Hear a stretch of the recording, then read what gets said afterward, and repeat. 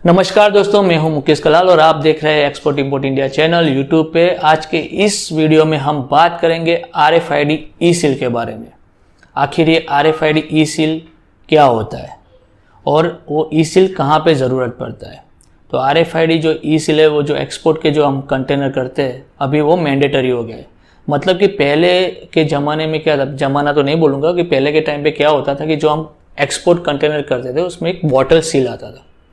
वो bottle seal आता था, उसको हम स्कैन नहीं कर पाते थे, वो फिजिकल हम वो सील कंटेनर पे क्लोज करते थे। पर अभी क्या हो गया है, जैसे कि आप देख रहे हो पूरा ज़माना अभी डिजिटल हो रहा है, तो उसकी पेपरलेस हो रहा है, फेसलेस हो रहा है। तो गवर्नमेंट ने जो ये ई सील का जो अभी प्लेटफॉर्म तैयार किया है उसमें क्या है कि आपको एक जो ई सील लेना होता है उसकी सारी जो इन्फॉर्मेशन होती है वो एक सॉफ्टवेयर के अंदर फिलअप करना रहता है। ओके, तो मतलब कि जो आपका कंटेनर का जो सील नंबर था, जो पहले जो फिजिकल सील आप करते थे, जो कंटेनर बंद करने का जो लगाते थे, वहाँ पे जो आप ई सील लगाते हो तो वो कस्टम वाले उसे स्कैन कर सकते हैं। ओके, तो सबसे पहली बात ये है कि ई सील कौन लगा सकता है। तो ई सील लगाने के लिए आपको कंटेनर आपकी फैक्ट्री पे स्टफ करने के लिए लाना पड़ेगा। सेकेंड चीज़, सबसे पहले आपके पास फैक्ट्री स्टफिंग परमिशन होनी चाहिए। मतलब कि आपके पास ये राइट्स होना चाहिए कि आप कंटेनर आपकी फैक्ट्री पे स्टफ कर सकें। ओके, नहीं तो आप उसके बाद आपको सेल्फ सीलिंग की परमिशन, पहले उसको हम फैक्ट्री स्टफिंग परमिशन बोलते थे, तो अभी ये जो सील आ गया है, मतलब कि आपको सेल्फ सीलिंग करना है, खुद ही लगाना है, तो उसको अभी सेल्फ सीलिंग परमिशन बोलते हैं।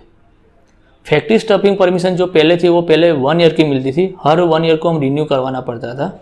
अभी 1 टाइम में आपको सेल्फ सीलिंग की परमिशन मिलती है, पर एवरी ईयर आपको सिर्फ कस्टम में आपको बताना है कि मैं वापस फिर से नेक्स्ट ईयर के लिए काम करना है, और सिंपल सी छोटी सी प्रोसेस है वो आपको रिन्यू करवानी है। पर जो मेन प्रोसेस है जो आपको एक ही बार करनी है ई सील के लिए, जो आपको ई सील की परमिशन लेनी हो तब की बात कर रहा हूँ। ई सील में क्या होता है कि जब भी आपने फैक्ट्री पे कंटेनर आया, आपने कार्गो स्टफ कर लिया, उसके बाद क्या होता है कि जो ई सील के अंदर कुछ इन्फॉर्मेशन डालनी होती है। जैसे कि आप जो शिपमेंट होता है उसमें जो मैंडेटरी रिक्वायरमेंट्स फील्ड है, तो वो क्या है, तो उसके अंदर ई सील में एक तो IC कोड होना चाहिए, वो शिपमेंट का shipping bill number, shipping bill date, वो जो आप सील लगा रहे हो उसका ई सील नंबर, जिस दिन आप सील कर रहे हो उसकी डेट, उसका टाइम, उसके बाद आप जहाँ पे कस्टम क्लियरेंस करने वाले हो उसका डेस्टिनेशन का कस्टम स्टेशन, उसके बाद container number and truck number आपको डालना रहेगा। सबसे बड़ी बात यह है कि इसमें एक बार आप जो इन्फॉर्मेशन डाल देते हो उसको आप एडिट नहीं कर सकते हो, डिलीट भी नहीं कर सकते हो। ओके, और ये सारे जो ई सील है कई सारी प्राइवेट एजेंसी है उसके पास से आप खरीद सकते हो। करीबन एक सील आपको 300 रुपये में पड़ेगा, और उसमें कुछ लिमिट नहीं है कि मिनिमम आपको इतने ही सील लेने पड़ेंगे, मैक्सिमम आपको इतने ही सील लेने। आपका जैसे भी बिजनेस का ट्रांजैक्शन है उस हिसाब से आप सील खरीद सकते हो।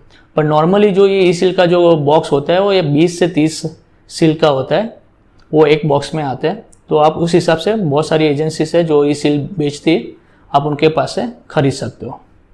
अब ई सील लगाने से फ़ायदा ये होता है, जब भी आपका कंटेनर फैक्ट्री में से ई सील लग के जो कस्टम स्टेशन पे जब पहुंचता है क्लियरेंस करने के लिए, तो उसके बाद जो कस्टम का ऑफिसर होता है जो एग्जामिन करता है, उसके पास एक मशीन होता है, वो मशीन से वो उसके अंदर ई सील के अंदर RFID चिप लगी होती है।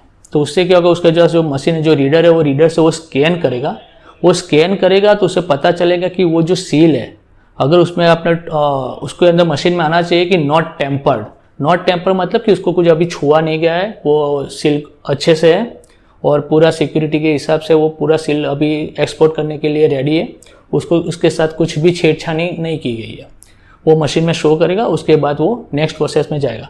अगर मशीन में टेम्पर लिखा हुआ आ जाता है तो वो मशीन फिर वापस वो कंटेनर फिजिकली एग्जामिनेशन पे जाएगा और उसका सील चेंज करना पड़ेगा।